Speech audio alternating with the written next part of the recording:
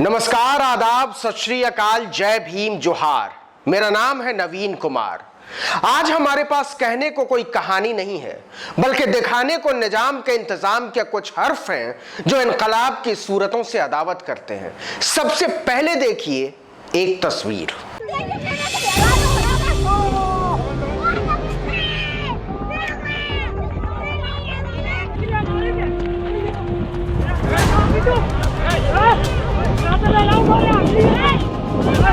अब तोड़ तो दो जाके,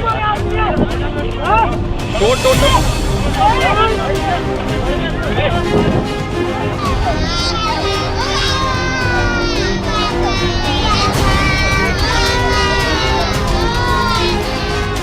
ये तस्वीर एक हुकूमत के हाकिमों के बर्बर, बेशर्म और बदमिजाज हो जाने की। तब भी जाड़ो चंद्रे लगन लगवान पीछे डंडा लग जाए। चार छोटे छोटे बच्चे बिलखते हुए अपने मुल्क पर, मुल्क के मुकद्दर पर और मुकद्दर के मुस्तकबिल पर एक दूसरे से गले मिलकर रोते हुए। समझिए इनके सुरों में बादशाह की बुज़दली का तराना। सामने के खेतों में पुलिस घसीटे जा रही थी इनके माँ बाप को, और दूर राष्ट्रवाद की छाती पर बज रहा था एक शोक गीत, भारत माता भाग्य विधाता। अब तोड़ तो दो जाके, तोड़ तोड़ तोड़। मध्य प्रदेश के गुना के खेतों से जब ये चीखें उठी तो धरती की ओढ़ी हुई धानी चूनर ने सहम कर सिकोड़ लिए अपने पांव। आकाश में दौड़ते हुए कालिदास के बादलों ने बदल डाली रफ्तार, और दूर क्षितिज ने दहशत के मारे बंद कर लिए अपने द्वार।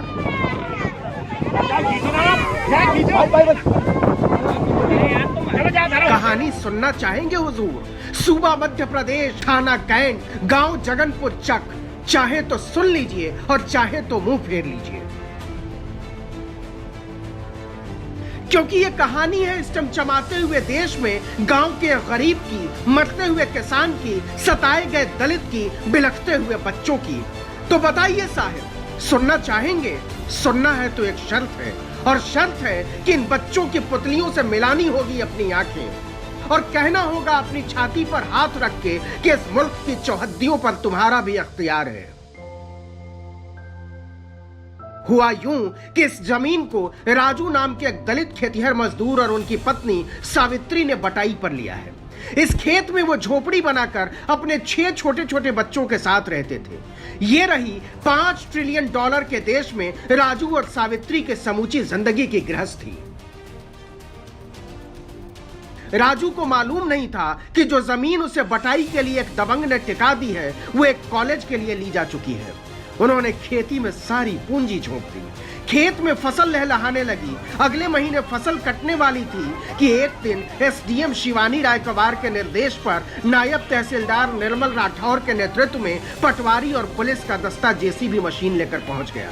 शिवराज सरकार के कारिंदों ने फसलों को रौंदना शुरू कर दिया। राजू और सावित्री अफसरों के पैरों में गिर गए। हुजूर ऐसा मत करो, हम बर्बाद हो जाएंगे। राजू चीख रहे थे, साहब 3 लाख रुपए का कर्जा लेकर बटाई की जमीन पर फसल बोई है, बस 1 महीने की बात है, फसल कट जाने दो, फिर हम खुद ही चले जाएंगे। अधिकारी नहीं माने और एक दलित किसान की हिम्मत जवाब दे गई।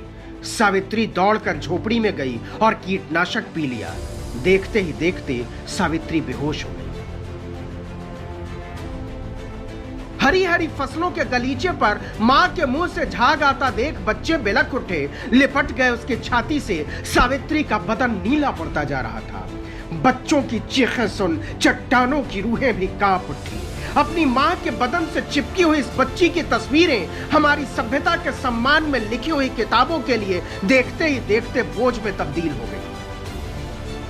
ये सब होता देख राजू झोपड़ी की ओर दौड़े। इसके पहले कि कोई कुछ समझ पाता, केन में पड़ा हुआ कीटनाशक उन्होंने हलक के नीचे उतार लिया। वो कीटनाशक लेकर बच्चों को पिलाने के लिए दौड़े, लेकिन इसके पहले ही पुलिस वालों ने उन्हें रोक लिया। अब पुलिस राजू की पत्नी सावित्री को घसीट रही थी। इस पर राजू के भाई ने पुलिस वालों को धक्का दे दिया, और इसके बाद तो पुलिस वाले जल्लाद बन गए।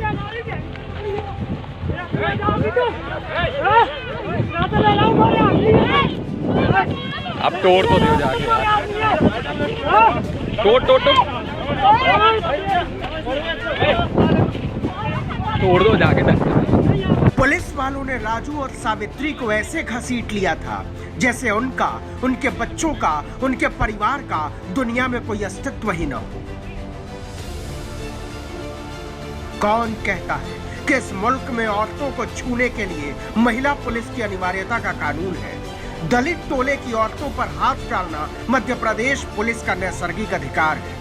शिवराज सिंह चौहान क्या समझते हैं इस बेहयाई, इस बर्बरता, इस जुल्म का मतलब?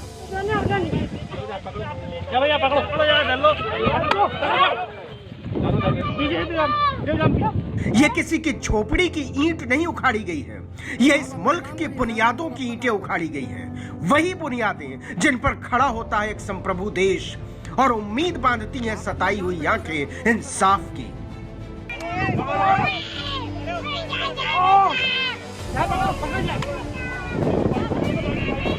पुलिस वालों की गुंडागर्दी देखिए। वो लोकतंत्र को अपने जूतों से मसले जाने की इन तस्वीरों को रिकॉर्ड करने से रोकने की हिमाकत करता है।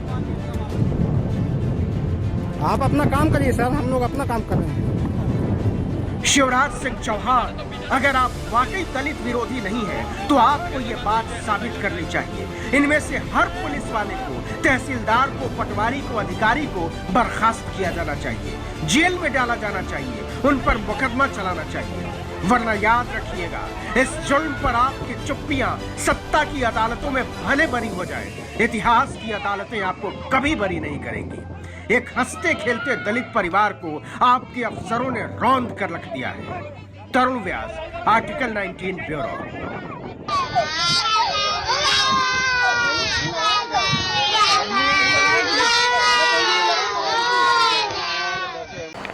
इस कहानी से एक बात तो बहुत साफ है कि राजू के लिए प्रधानमंत्री या मुख्यमंत्री आवास योजना जैसी कहानियां फरेब से ज्यादा कुछ नहीं है। ऐसा क्यों है कि किसी खास बिरादरी से होने के कारण किसी हत्यारे और लुटेरे के भी हजारों समर्थक और मुरीद निकल आते हैं, लेकिन एक दलित मजदूर कर्ज लेकर खेती तक नहीं कर सकता, फसलें तक नहीं बो सकता, झोपड़ी में रह तक नहीं सकता। आखिर क्यों आते हैं? उसके बच्चों के हिस्से में आंसू, उसके हलक के हिस्से में हलाहल। सोचिएगा, क्योंकि सोचने से ही बदलता है देश। इस वीडियो में इतना ही, लेकिन ऐसे तमाम वीडियो के लिए देखते रहिए आर्टिकल 19। हमें सब्सक्राइब कीजिए, लाइक कीजिए, शेयर कीजिए। नमस्कार।